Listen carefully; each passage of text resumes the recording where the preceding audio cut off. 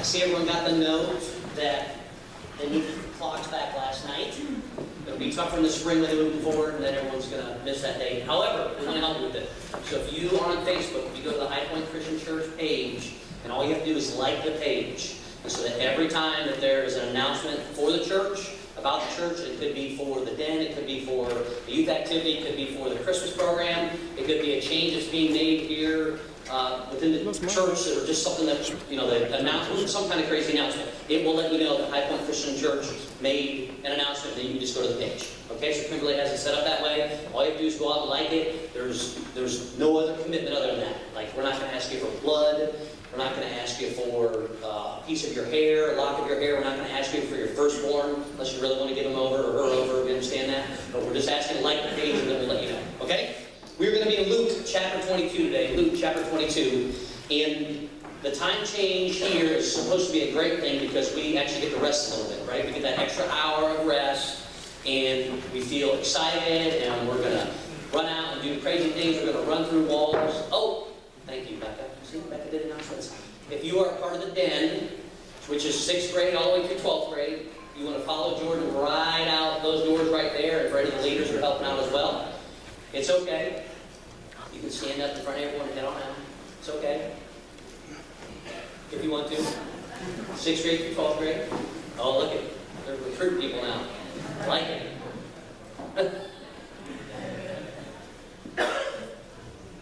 It's okay. There we go. All right, so kick them all out. Let's talk about that. No, we won't do that. All right. So anyway, so here we're going to be in Luke chapter 22, and we're going to talk about us all being dark nights. But before we get into that, we've changed our clocks back for an hour. We're all excited. We've got this energy about us for today. And then about 5:30 tonight, the light is going to be really dark outside, and we're going to look around and we're going to say this. Oh my gosh, it feels like it's 9 o'clock. Oh my goodness, it feels like it's midnight. It feels like it's 3 a.m. And then your whole body just starts to shut down. And the thing about it is, it's going to be getting darker every single night from now until the longest day of the year. So you're going to lose a minute of sunlight every single day. Isn't that encouraging? But how is it then during this time that we can all be dark nights? In other words, how is it that we can shine light so that people can see that light during this darkest time of the year? And why is that so important? It's important because this is the time when those things from within are magnified more than any time. It's a time when people that struggle with depression, they get more depressed. It's a time when people that struggle with anxiety and worry and doubt, that those come out even further. It's a time when we have loved ones that maybe aren't feeling the best, that we worry even more about them, and then it seems like they get sicker quicker or it gets magnified. And it's a time when those who we love, that we care about, that we think even more about it because we don't realize it, but we have more time to think about those things, and that darkness starts to set in.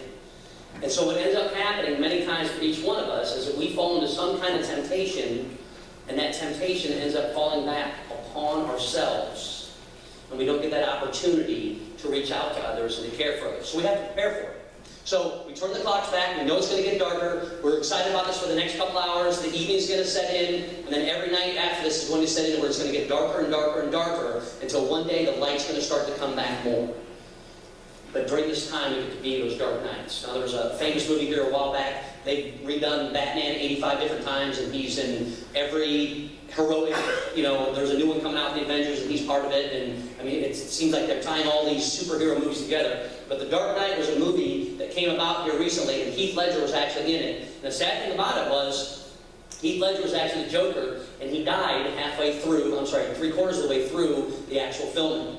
And he was the Joker, and he was the bad guy, and yet they came out and they finished the movie, and people were like, well, how do you finish a movie when the main character actually dies in it? And what happens is they don't shoot everything in sequence. So it kind of goes, the beginning, then maybe the ending, let's do this middle, then, oh, this part needs to go in, and they go all the way through. And so what the directors and producers had to do is figure out, how do we tie the Joker in, and he doesn't actually speak, and then we can fill in the rest of those for the movie. And so, through this entire thing, the whole focus upon is this dark night is rising during this movie, and this dark night is taking out the bad guy, and he's standing up to the bad guy. And so when you watch the movie, the amazing thing is that every time the Dark Knight, who is Batman, he comes about, whenever that Dark Knight comes in, it's always very dark outside. Anytime that there is something that's taking place, it's the darkest parts of the movie. It's either raining, there's no sunlight out, every single time. And so when you watch that movie, you see the importance of having that darkness, because if it wasn't dark, you wouldn't be able to see the light that Batman brings to this movie. And in this world that we're in, there's so many areas in which we have darkness that God needs us to bring that light to others. It may be your spouse who's going through a rough time at work, to let them know that you care enough, or to listen about what it is that's going on at work, or to realize that, oh my goodness, you're working so many more hours, how is it that I can help you? It could be your children, and just reaching out to them and saying, hey, how's your day at school going? And then when they actually tell you, as opposed to just saying, oh, it's good, or it was okay, what'd you learn today? Nothing. Those deep conversations we have. To where you go a little further and go, okay, come on, talk to me. Are you telling me you went to 8 hours of school and you learned nothing today? Yeah, pretty much. Okay, well, you had to run into somebody. Tell me a conversation that you had. Tell me something good that happened. Tell me something, just something exciting. Tell me about a kid that you hang out with. Tell me something. So you start to engage in these conversations. And what you find through is actually when these conversations start to take place, that you have this opportunity to reach into their lives and be a little bit of that light. Now, that's up to like middle school, right? Not even so much middle school, like 5th and 6th grade. Then 7th and 8th grade start to kick in the high school years, and those are the teen years. And these are the years for a lot of parents that they're like, you know, we'll just leave this up to the teachers and the coaches and all that to kind of deal with them. But that's even more important time where you can be that light. If you have a child that's introverted, if you have a child that wants to keep themselves, just being that light to say, hey, just want to hear how your day went. Hey, I'm just thinking of you. Hey, just so you know, I love you. I care about you. Sometimes it's just going up and putting them in a headlock or letting them know that you're there. But there's so many opportunities that we have, but we also have to be careful not to waste those opportunities. Because you're their dad, or you're their mom, or you're their brother, or you're their sister, or you're their grandma, or you're their grandfather. Just to reach out to them, to let them know that somebody cares. And you know what you do? And then what I do? Is we get to be a light in this dark world. And we get to be that dark night and have this chance to rise above what the world has to offer.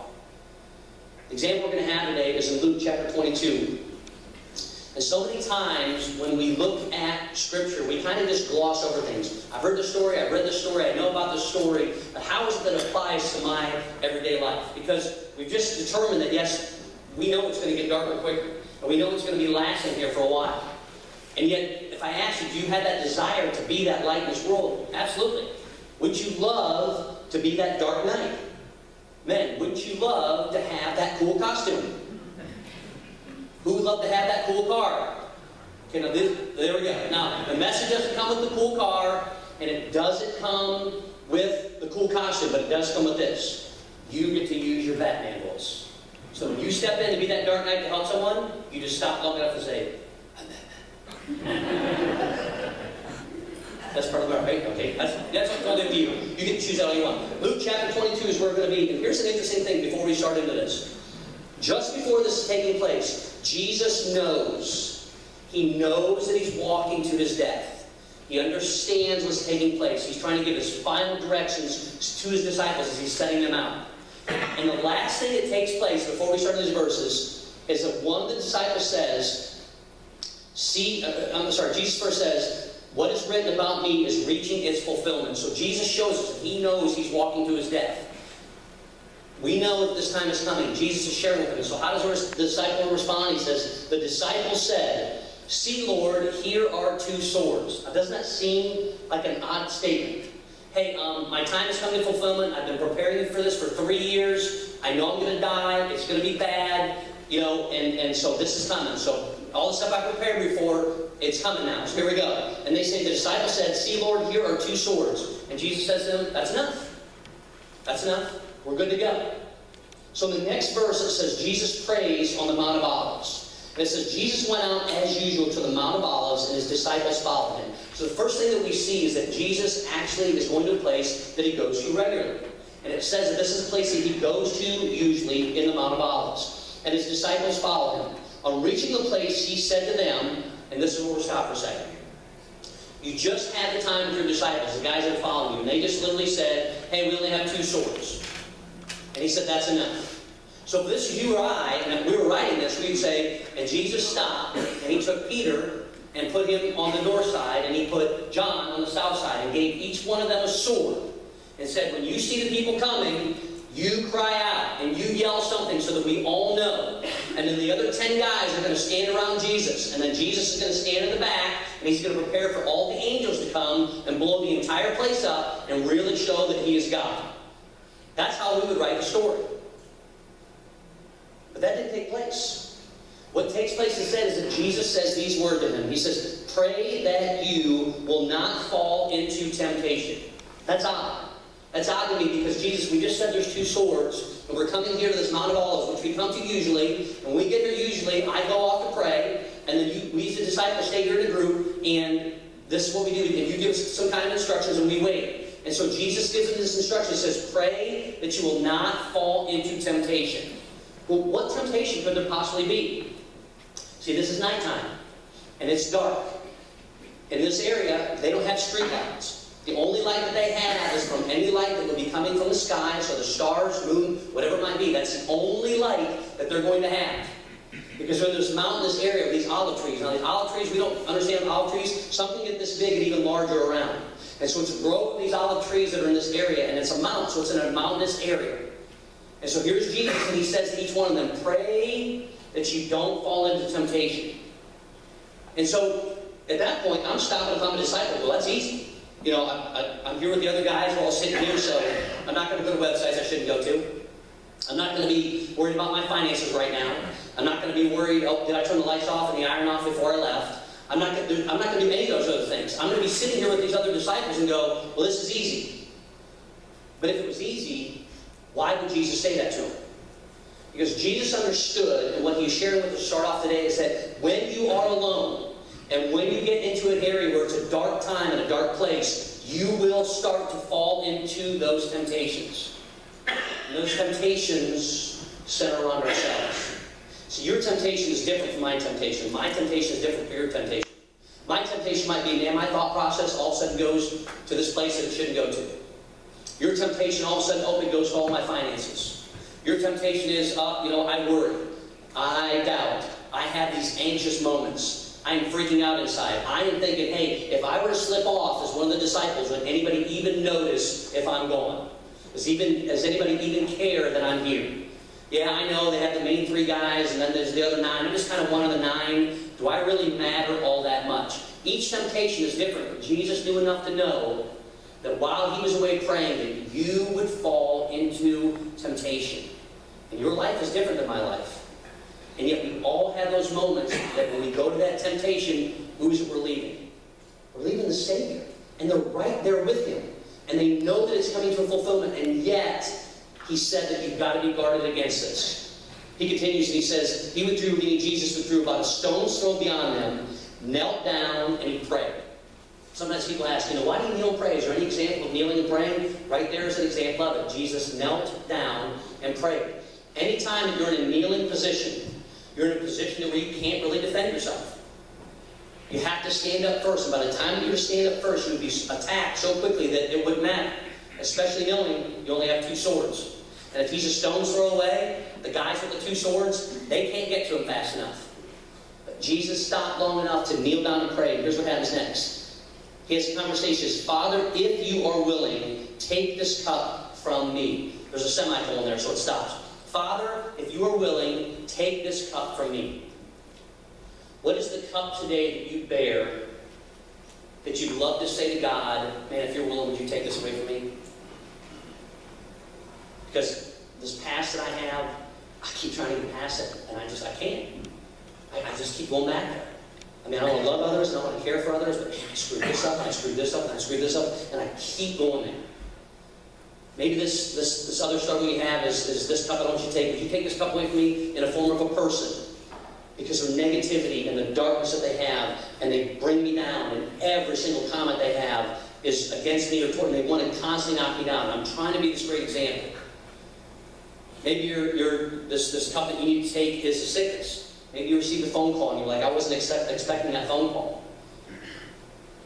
It can show up in so many different ways, but each one of us has that cup that can say, if I could just give this one thing to God, and He were to take that away, then I can give everything to God. I'm complacent. I procrastinate. I'm discouraged. I'm tired. I'm just completely beat up. But if you would just take this one cup away, Lord, if that is your will, take that from me. And then right after that sentence, he says this, yet not my will, but yours be done. So God, I'd really like it if you took this cup away from me. But I still want it to be your will and not mine. Because see, for whatever reason, I have this cup.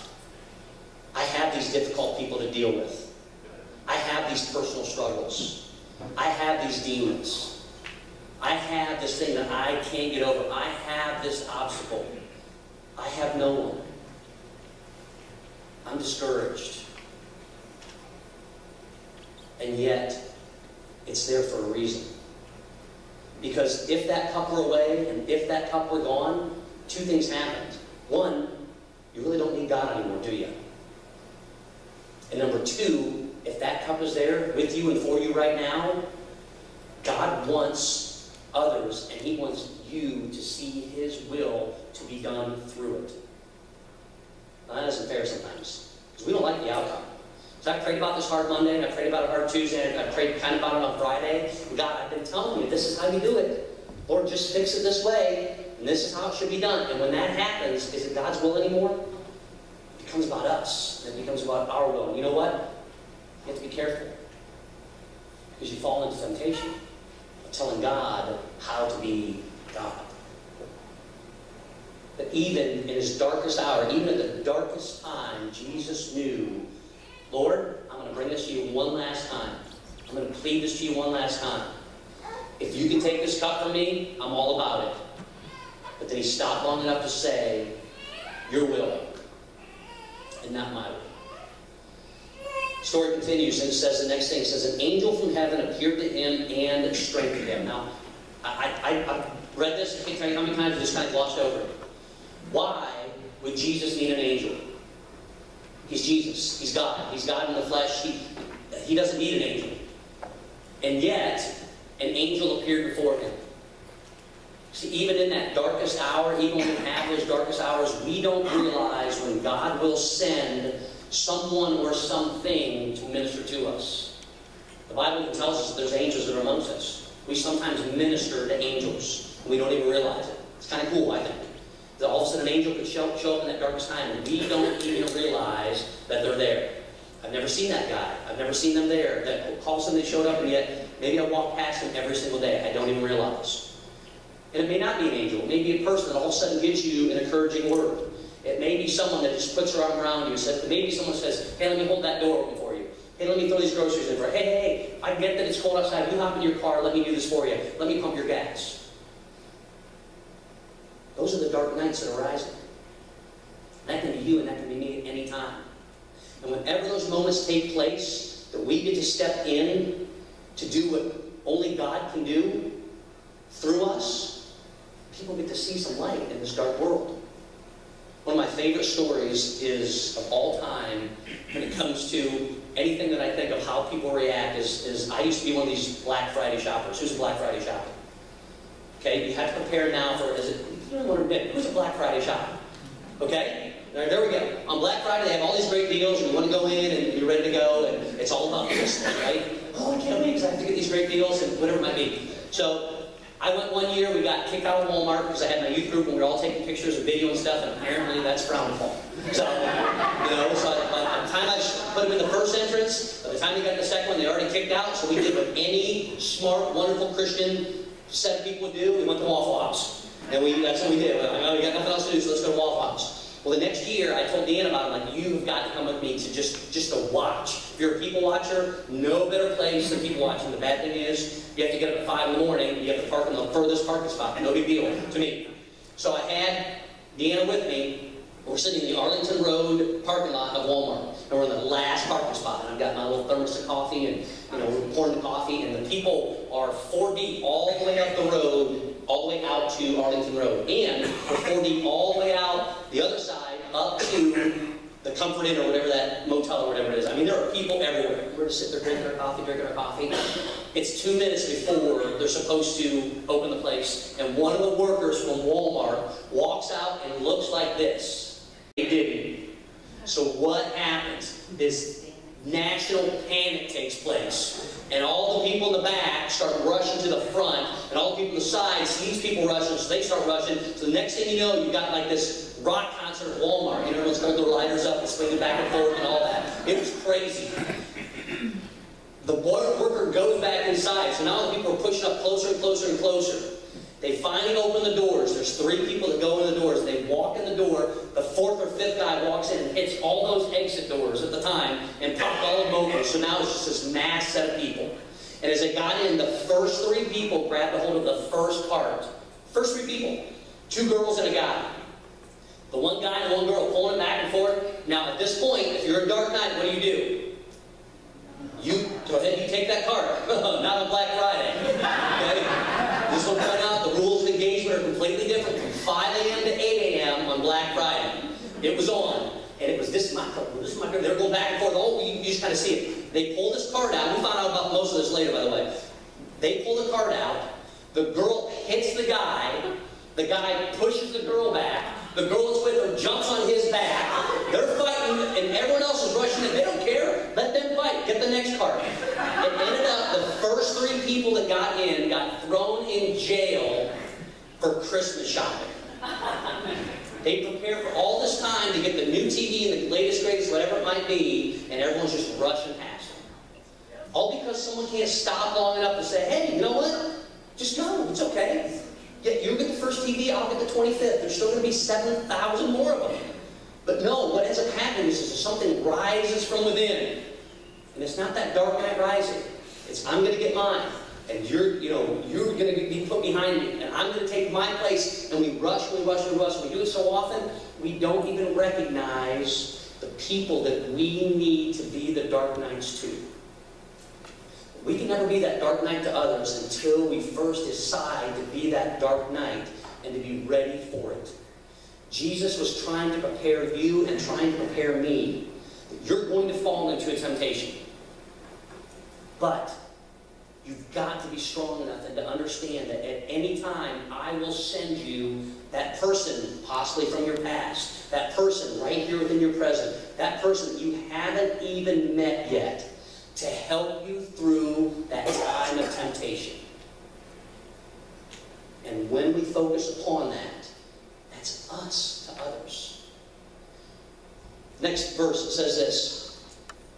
It says, an angel from heaven appeared to him and strengthened him, and being in anguish. We don't think about Jesus being in anguish. Another verse says he's in agony. So he is in complete agony right now. He's showing the emotion that he has as a man. Because remember, he's God and man. So he's feeling his emotions, and he says this. He prayed more earnestly. Whoa, whoa, whoa, whoa. When I'm struggling so bad, when it's so much and I can't take it anymore, I'm going to find any way out I can. And sadly, many times, it is not in prayer. Now, I might get to there eventually, but many times it's, I'm going to complain louder, I'm going to yell louder, I'm going to point more fingers, I'm going to blame more people, and we don't take enough time to say, listen, this is here for a reason. This cup is my cup. And for whatever reason, it's not God's will right now. And yes, it hurts. And yes, it is painful. And it's at those moments that Jesus gives us the example. That is when we need to pray even more. He's sending us those resources.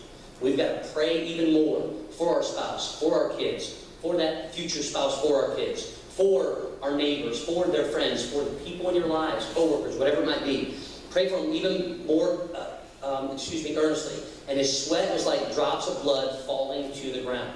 Now, they've proven this is a medical thing to where when we have so much stress, the drops of sweat that we have, the blood actually pours into those pores and comes out to where it looks like you're bleeding completely. But it's actually blood and sweat that is combined. I've never met anyone that has prayed so hard or has had so much stress in their lives that I've seen blood and sweat combined coming out of their pores. I've never seen it. And yet, God's Son, knowing that the time is coming, the anguish and the agony was so high that he felt the deepest of all pains. And here's the thing, it's only going to get worse. And on top of it all, he knows it. He knows it.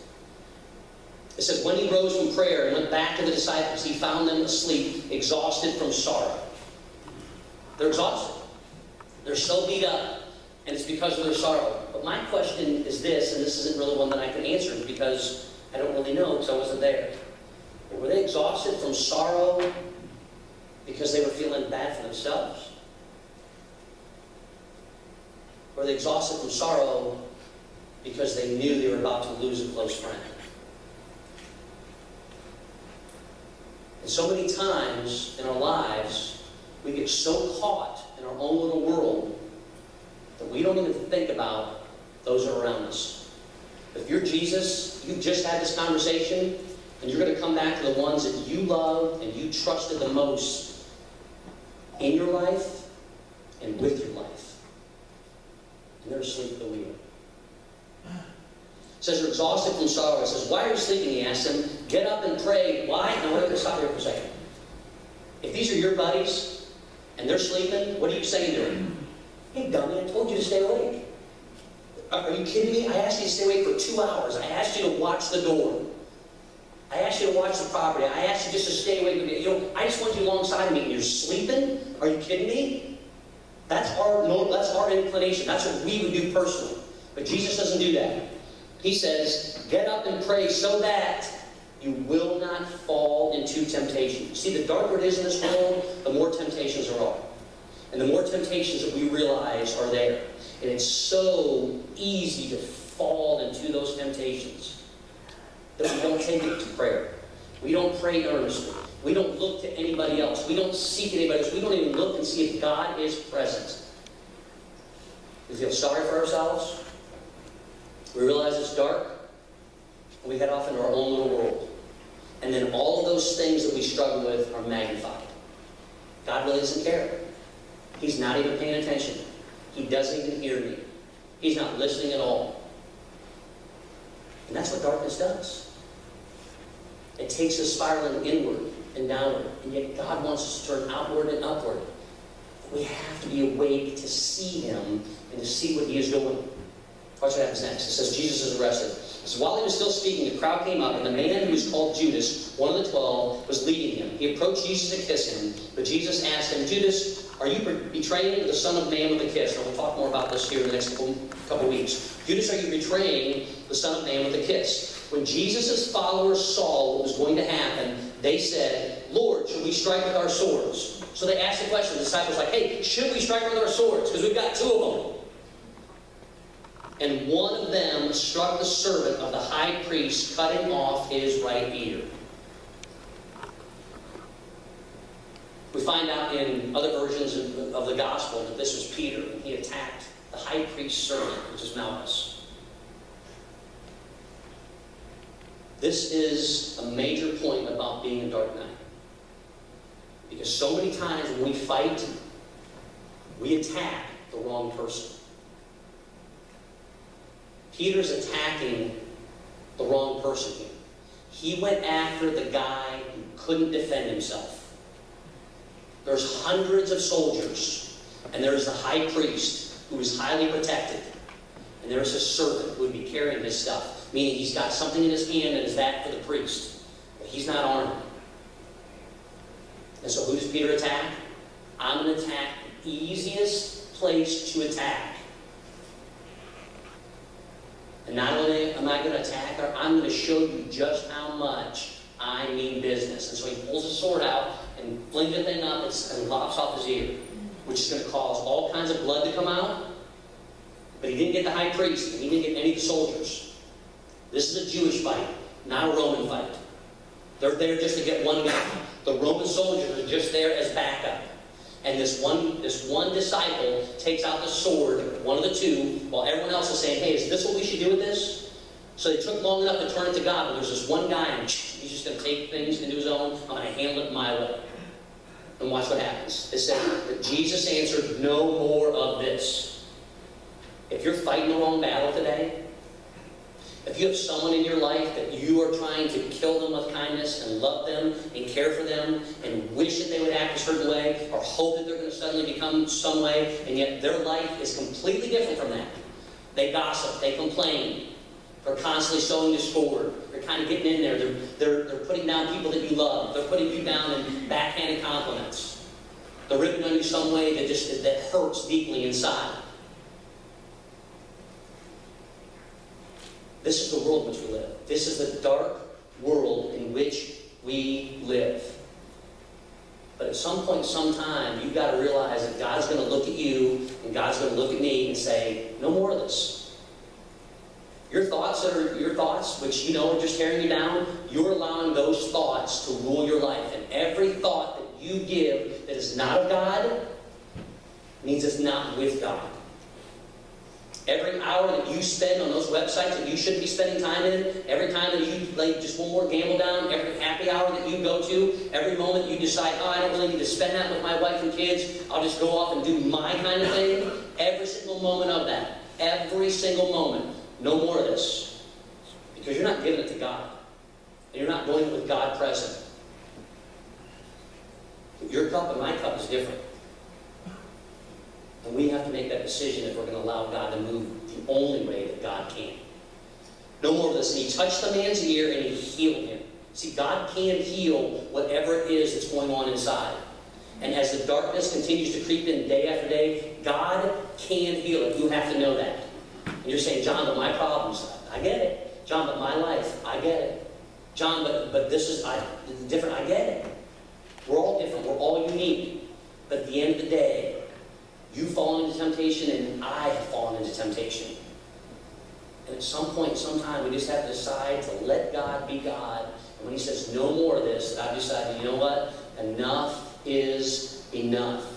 Because when he touches us, he will heal us.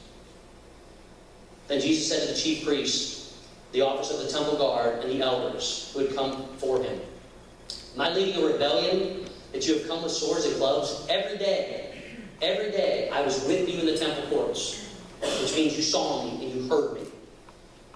And you did not lay a hand on me. See, everything that's taking place right now is completely illegal.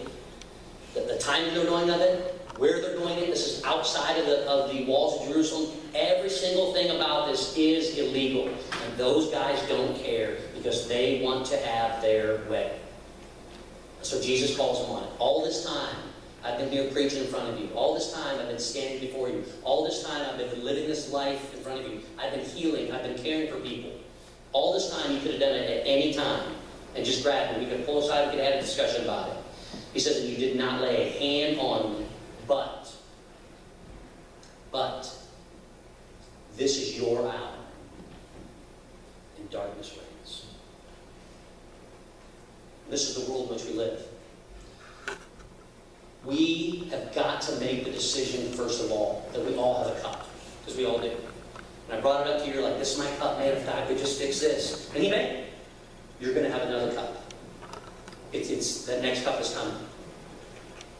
But will we turn to God and allow him to minister in those areas? Because no matter how painful it becomes, no matter how painful, if we continue to pray and we continue to turn to God and we give this to the people that love us and that we love, the dark nights rise. Because in this world in which we live, darkness reigns. It can happen at any time, it can happen anywhere.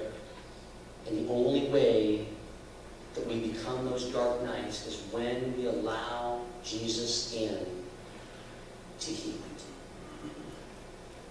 But you've got to trust him enough to believe that he can.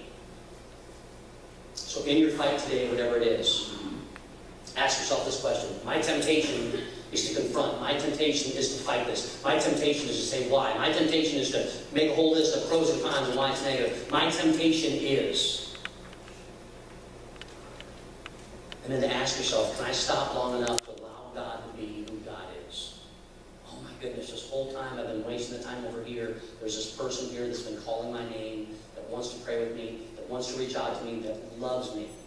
And when we talk, they talk about the things of God. They share the things of love. They treat me as I believe God would treat me. And when that cup's away long enough, those things of the flesh that come from within instead are being guided by God's Spirit.